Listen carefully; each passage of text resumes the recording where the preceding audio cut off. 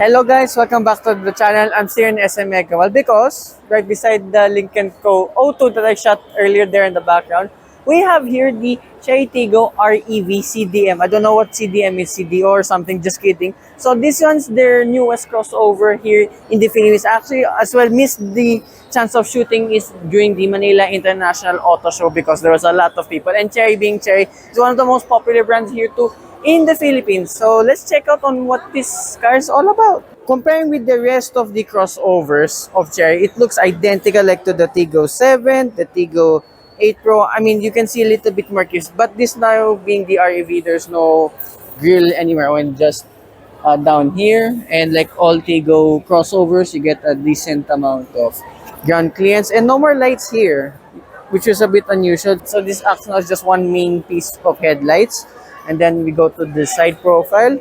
Again, your usual Chery Tiggo. And then you get now much larger wheels compared to the likes of the Tiggo 7 Pro. And we check out the rear. Again, it's your per usual. But what's cool with this now, you get a much updated interior now. This is more luxurious now than what I recall with most of the Chery models. See in the door card. I mean, that's so luxurious. You even get ambient light that stretches all the way throughout the dashboard, and you get Sony surround speakers, which I've tried out in the Tiggo 8 PHEV, which was really cool. That sounds really solid. I like that. Steering wheel, again, it's like your usual Tiggo 7, Tiggo 8 Pro models. These are all of your buttons for your adaptive cruise control stuff and adjustments here for the instrument cluster. You can display all of your important information. Now, to being the REV, you can see your fuel range and your battery range at the same time. And this is your infotainment system. You have, as only you can see here, whoops, no. There you go.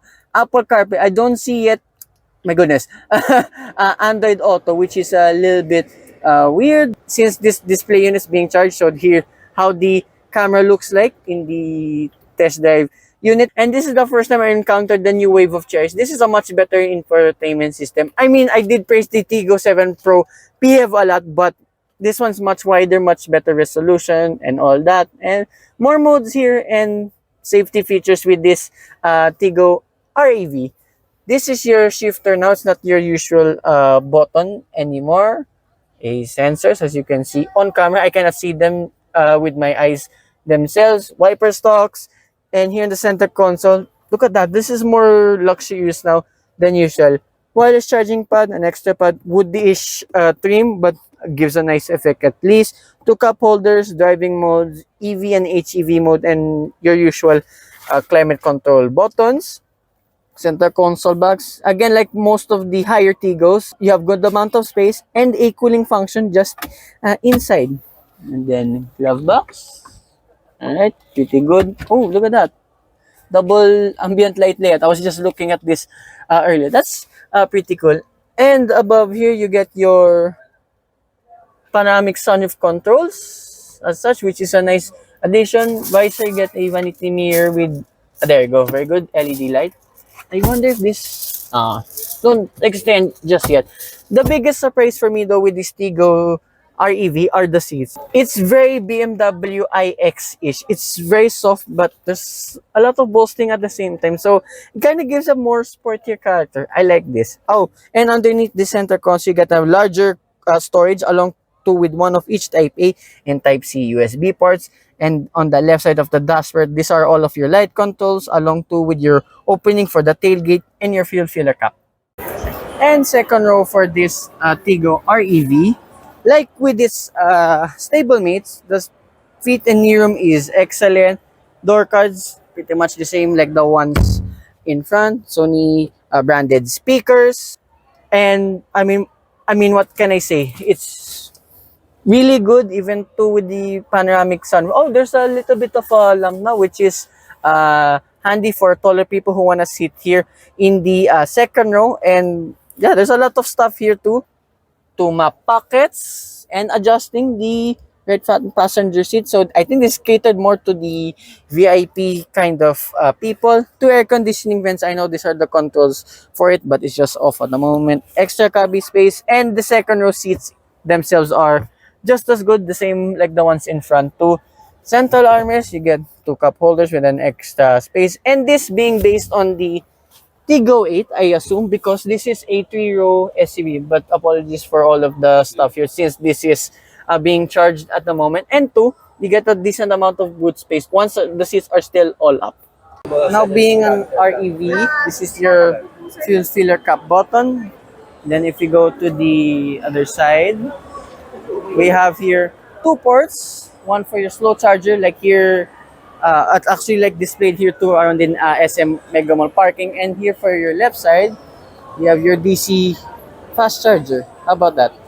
So here, unexpectedly, we're going to have a very short drive of this Tiggo REV. Unusual Chery now because we are able to drive the hybrids, the PHEVs, and this one, actually it's like a PHEV, but it's a range extender at the same time now. I know it's just a short test drive here around in the car park, but of course I could not pass the opportunity. And what's cool now driving this Tiggo REV is this, you can drive now rather on EV mode purely, which is very cool. I know it says here conditions not met yet, but it literally says now we're driving on EV mode. It just says here we're running on HEV. Now as well, powering this thing is a 1.5 liter turbocharged 4-cylinder engine mated to an 18.66 kilowatt hour battery. So combined, you have a total of 154 horsepower and 220 newton meters of torque, mated to a dedicated hybrid transmission, which is the same as the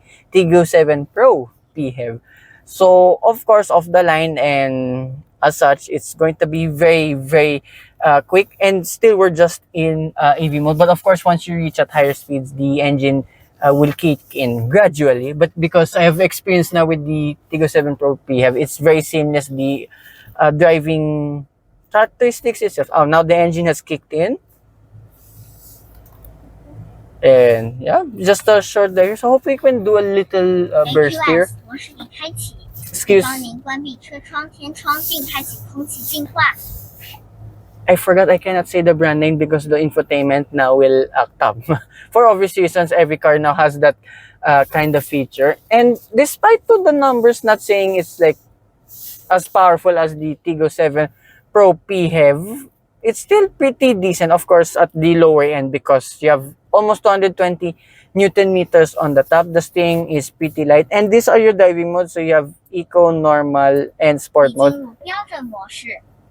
Apologies for the Chinese naming. Good animations and all that. And I cannot see any difference with the steering weight itself, and more snippets here with the safety, as you can see. So of course, me being me, I put the ambient light in red, and these are all of your naming conventions. So all of your battery informations as such, and then for your drive modes, you can do it here too. And then there's an EV Plus mode. Oh, okay. So this one's a pure EV mode, so the engine will not kick in whatsoever, and more of your safety features as such. So this has the complete ADAS suite system. You color out. What is that? So you can change the livery in the infotainment, the 3D cam rather itself. That's very cool. And yeah, that's pretty much the same. Oh, so there's more stuff here for the drivers. So there's like a fatigue detection, which is only present like in some of the higher models, even that of Mercedes, for as an example only. Just only a short burst. We're now in where are we? Okay, normal mode, and just accelerate just a little bit. Yeah, being an EV, it will tend to skid its tires a lot, but I can feel it's not as punchy as the Tiggo 7 Pro PHEV, but this one is still no slouch as an REV. And yeah, what else can I say about this? Hopefully you can have a longer drive of this so I can have a full experience with this. For now, just driving it here, I can feel this is a very refined and well-built Chery. So now for the cost of all of these two, this one stands at 1,648,000 pesos, which I think is one of the best value range extended plug-in hybrid crossover, you name it, because there's a lot of categories now at the moment.